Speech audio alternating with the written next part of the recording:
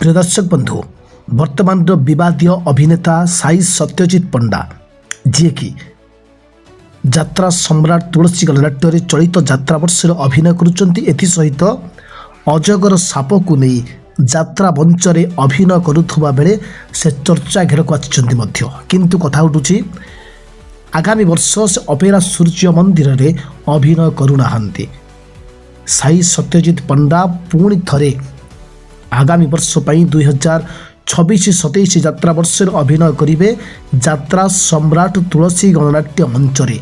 एक कथा स्पष्ट भाव में कहते यात्रा सम्राट तुलसी गणनाट्यर प्रयोजक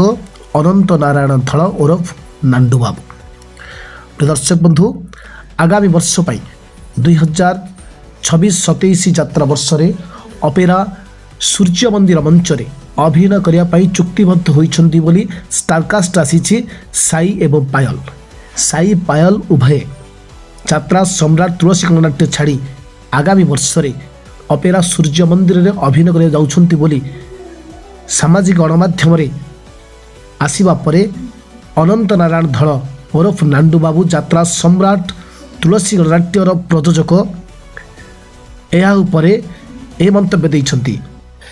साई सत्यजित पंडा 2026-27 यात्रा वर्ष अपेरा सूर्य मंदिर रे रहुना पुणी थरे से अभिनय करेंगे यात्रा सम्राट तुलसी गणनाट्य दुई जन साई एवं पायल 5 वर्ष से माने चुक्ति करिसेंती